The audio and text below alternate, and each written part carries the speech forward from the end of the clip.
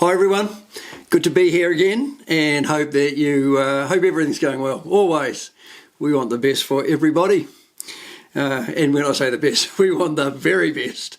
There are some things offered that are quite amazing, which will be we'd like to think that people will consider and even respond positively to. And here, what we're talking about today, it's a topic. I've headed it up something along the lines of living today on planet Earth. Okay, but that's only just one division of three on this subject. We're not only going to consider just what is happening on our planet at the moment, which is in many cases is making life awkward for people, but certainly the future doesn't look good.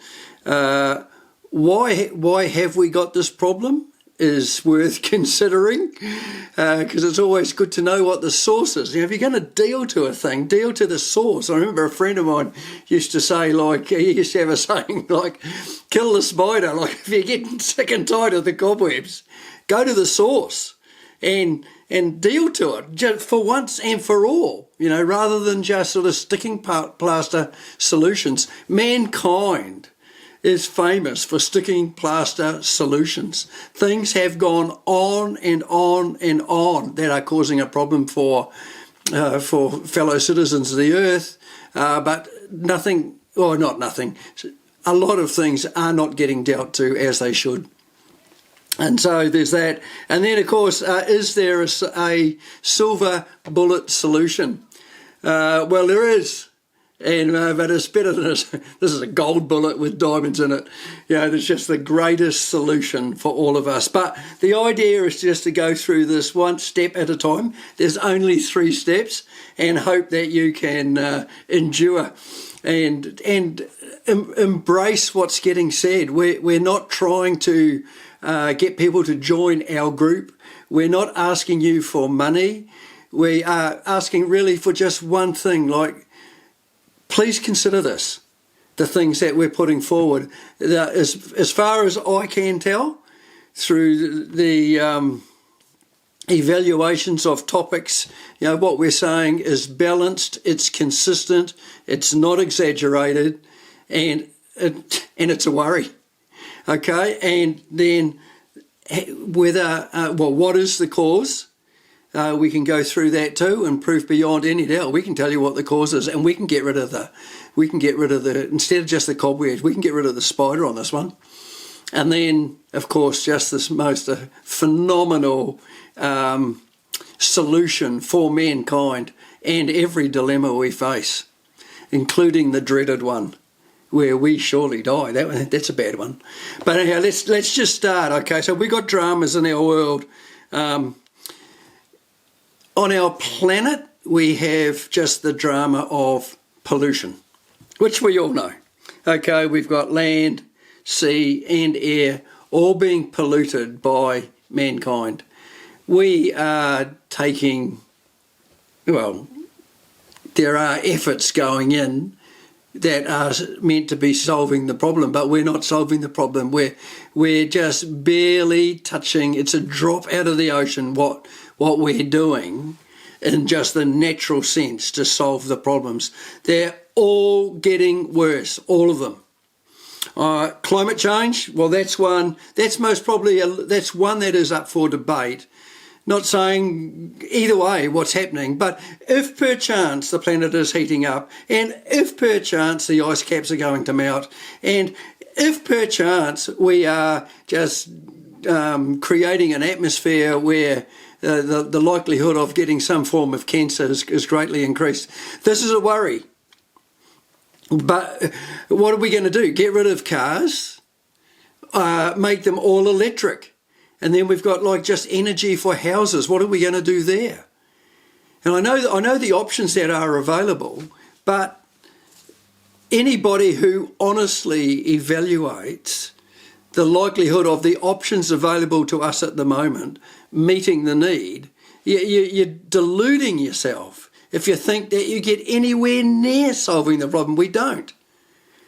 Anything electric is greatly in need of lithium for the batteries and nickel And they're both minerals which are not sort of like just freely available in abundance on the earth. There's a very limited supply. There's not a big enough supply anywhere near for what we need, even today, let alone for the future. We've got, we're trying to solve problems with things like solar energy, but even that is a major problem. The toxicity of what is used for obtaining solar power, solar energy, the toxicity of what's involved in the products necessary just severely pollute the land. Where a lot of, if not all, Western world, we just ship them off so they go to some other poor country so we can pollute their water supply and other things. It's not a good solution. Okay, and you've got to make these things. You've got to supply chemicals and materials for them, and it all adds up. But the solution's not there. The long term, and then you've got wind farms and that type of thing. Again, just so almost like pathetic, the efforts to solve the problem. I remember just a while back I went to Hawaii and went on the proverbial helicopter tour, going over the top of the island, looking at the pineapple fields and things like that. And one thing which I noticed more than anything else was how all these wind turbines were just lying on the ground. They'd just given up with them. And they're expensive to run. And they don't solve the problem. And they won't solve the problem. We have got a dilemma that although we're making out we're trying to deal to it in honesty, and that's all I'm trying to look at here, we're barely touching it, and it's not going to change any in the near future. So we've got all that, but our land, our sea, and our air is definitely getting polluted in the meantime, and we are doing damage there. It's things like as far as like sea pollution for a start, the amount of plastic waste in the sea is just beyond anything we can imagine unless we see it. I gather, again, I haven't witnessed this, but I certainly have read accounts of that there is plastic matter floating in the oceans that's up to the size of France, just that much. And that might be just one area, not every area. That of itself is a problem, of course. But the problem isn't just that it sits there. The problem with plastic is it does basically decompose. It decomposes into a invisible molecule, plastic, foreign to nature molecule. And the deepest sea, which I think is something like 11 kilometres deep or thereabouts, they have detected these molecules down at that level in the ocean. The whole ocean is polluted with molecular plastic, and it's not improving. And it's not doing anybody any good. And fish are ingesting it, and it's a concern, as is the demolition of fish stocks, as is just the amount of poisons that we put in that make its way to the sea. It really is a super sad state of affairs. And the ocean is slowly dying. The air is slowly dying, and our planet is slowly dying.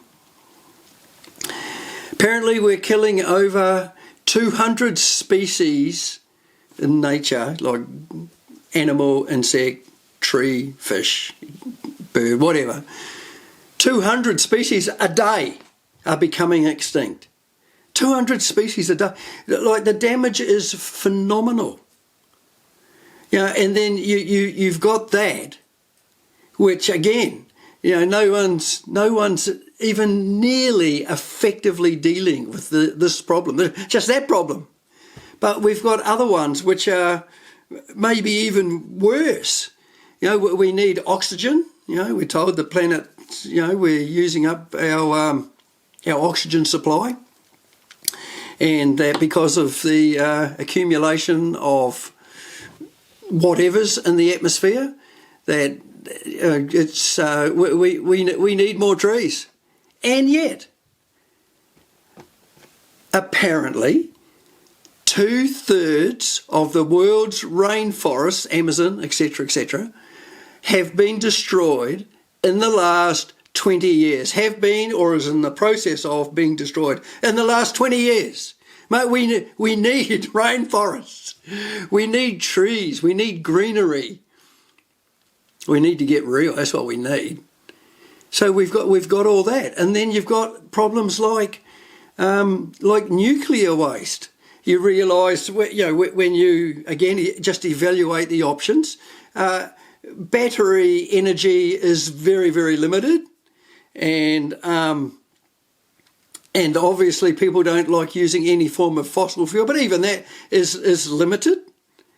And then so we go, well, what is it? Well, we've always got nuclear power, except that's got a major problem too, where nuclear waste cannot be neutralised, and it stays potent, mega radioactive for tens of thousands of years, and we can't get rid of it, and we don't know how to get rid of it, and yet it's just building up.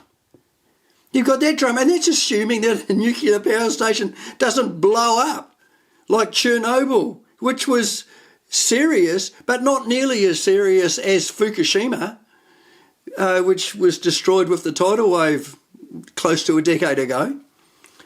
They lost 3 cores of the nuclear reactors. They're in the earth every day, and attempting to just keep them in control. There's 600 to 800 tons of radioactive waste / water just going into the Pacific Ocean, and you can't stop it. And it has to have a radical effect, and they can't contain the cause. They're gone. They're finished, and there appears no way to solve that problem. Some people make out there is a way, but again, an honest scientist will admit, no, this is beyond us. We are talking a super long period of time, longer than we've got to work out all our other problems. So it's major serious the whole way. And then, of course, that's just that. Now, I'm not trying to be a pessimist. This is realism. Okay, we've got in every country of the world, there seems to be political instability. Everywhere there's riots. There's people who've got in there under false pretenses, possibly. There's just military takeovers. There's religious, some people's takeovers, and it's serious. And they all seem to be able to justify lying to, deceiving, corrupting the people. That doesn't seem to bother them, as long as they get what they want. They want to have power. They want to be the boss. We got a problem, man. We've got a major problem going on somewhere. And then we've got this financial debt all over the world now. The COVID thing hasn't helped any. But even without that, just it's major, radical, serious, the debt that countries are getting into.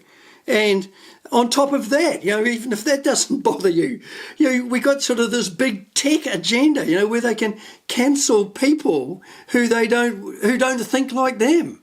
And whether you do or whether you don't, it should never be. It should never get to the point where a company of any description can eliminate an opposition the way that they do, just because they don't think the same. Who's to say that the big tech company thinks right? I'm not saying whether they're right or wrong, but who's to say they're right? What say they're wrong? And and we've got that, and then we've got this whole press manipulation of our mind, trying to get us to think a certain way and to accept certain standards. And we go, hey, hang on a minute. I don't know whether I agree with this. And we should have the right to be able to to say whatever we're going to say. It's like the other day I was just reading 62 million abortions in America, and I'm not saying I'm pro or against, although to me it just seems so radically wrong. You can kill a baby in the womb, the sanctity of life and all that sort of stuff. But 62 million, and I'm sort of being manipulated by the press where they're just saying, like, you've got to give people choice. Go, hang on, there's more to this than that. Don't try to get me to think a certain way. But, politically, there, in every country, people are convincing other people to think their way. And it's a drama, because everything that affects our planet comes from our thinking. Our thinking has got to be in order. It's the most important realm of a human life. What do we think about things? And so we've got all this, and then we've got starvation, major. 30,000 people a day die of starvation. 30,000? And yet we've got people in the Western world owning 3 dogs that could feed 20 people for what they pay to feed the dog and the vet bill. And again, I'm not trying to say that you shouldn't have pets or anything. I just say balance. What's right here? Is it right that we live a prosperous life in the West, and yet people suffer radically in other areas of the world? And children, 10,000 children die a day. 10,000 little weeny kids die. Beautiful kids. It's wrong. And if that isn't enough, and it is, it sort of is enough, but honestly, those things don't even count in comparison to the elephant in the room, the Bobby Dazzler, the biggie, which is, and it goes back into the Bible, the first couple of pages, where God said to Adam and Eve, don't partake of the tree of the knowledge of good and evil, or you shall surely die. And they didn't have to take that much notice. Well, Eve didn't take that much notice of what was said. And you might think, oh, look, it's just a mythical story. Don't get carried away. I'm not too sure about that. In fact, I am sure about that. It's not a mythical story. Our life is caught up in good and evil. That's all it is. All we do, we just say this causes good or this causes evil. You can be on one side of the ledger or on the other side of the ledger. It doesn't matter. But that's all life is. We just evaluate whether a thing's good or bad for our life and for other lives and everything else. We will argue with people, say, no, that's not good for you. And they'll say, no, actually it is good for me. And it just goes on and on and on. We get consumed by it. It sort of blinds us. It's weird. And it blinds us to all these other radical problems. And you know what happened to Adam and Eve? Their son Cain slew Abel. And you know what? He died. And he didn't come back. They never had Abel again. Abel sounded like he was a nice kid. And Cain slew him. And they found out, well, this is more serious than what we thought. And it has gone on now. That's 6,000 years thereabouts since then. And we have every second 2 people surely die. They just don't come back. It's the end. We don't get to talk to them again. We don't get to touch them again. We don't get to thank them for the things they did. It's over, Rover. It's over. And that is major serious compared to Fukushima, a zillion times more serious. It's the elephant in the room. And so we get all these people dying a day, 120 a minute, just time a minute, and 120 people die. And all we get to be remembered by is like a headstone or maybe some other little thing, who knows. It only lasts a bit of time and even that's gone. Who do you know? Who do you ever talk about who lived 300 years ago, other than what you might read in an encyclopedia or something? It's major serious, major serious. And so we've got to sort of wake up to this. And that's exactly what we're attempting to assist people with this this three-segmented topic subject on living on earth. Now, we've got issues, and we should confront them. But we should confront them honestly and unbiasedly and sensibly, and not be manipulated by people who have affected our thinking. It is interesting for me that when I read the Bible, I was going to read a little bit here. If you ever look in, and when you get a chance, in Luke 22, it talks about, they said to Jesus, what would be a sign of your second coming and of the end of the world, which approximately was giving up to 6,000 years from the fall of Adam. And he said, nation shall rise against kingdom, and nation shall rise against nation, and kingdom against kingdom. There shall be great earthquakes in diverse places. There will be famines and pestilences like plagues. Fearful sights, nuclear bombs going off, that sort of thing maybe. And great signs there shall be from heaven. I tell you one great sign, the greatest sign that comes from heaven is that you can receive the Holy Spirit, and it will be accompanied with a sign that comes from heaven. And it's there for every one of us. We'll deal with that one a bit later. But there is a great sign from heaven that God wants you to have in your life. He doesn't want you to surely die. He wants you to get into a position where you have a promise, where you will bypass death or go through death and come out the other side into a realm where you will never ever die. Never ever die. You will live forever and forever and ever and ever and ever. There will be no more death, as I said. No more tears. No more sorrow. No more heartache.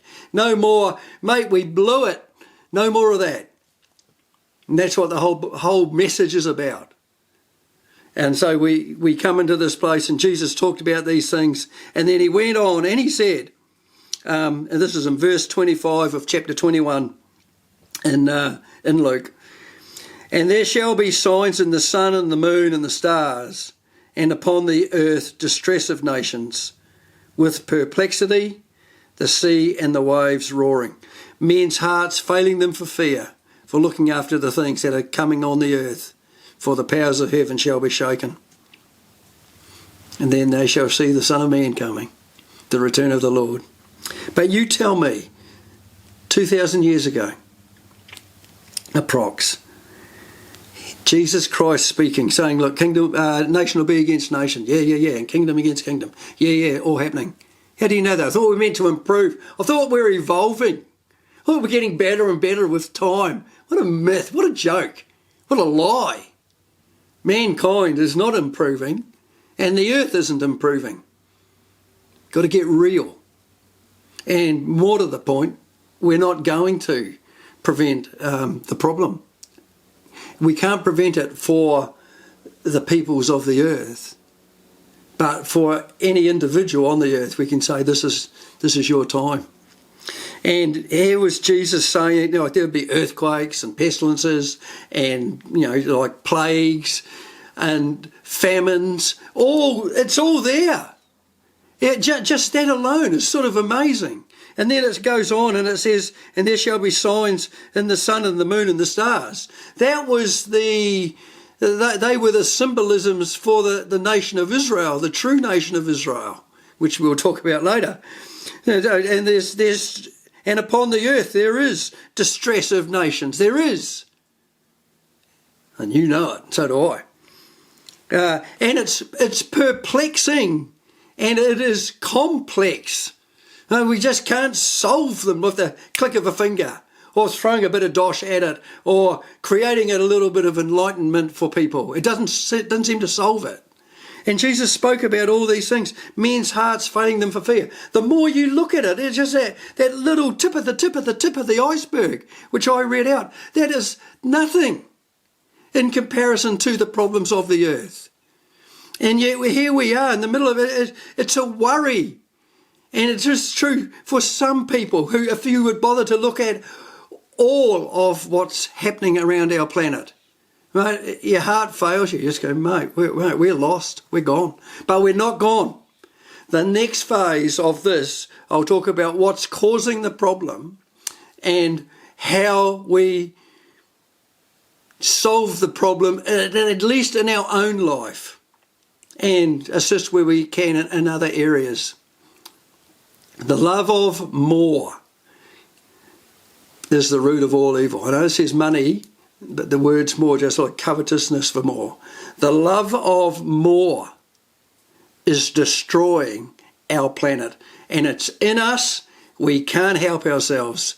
We want more, and it intoxicates us in some way.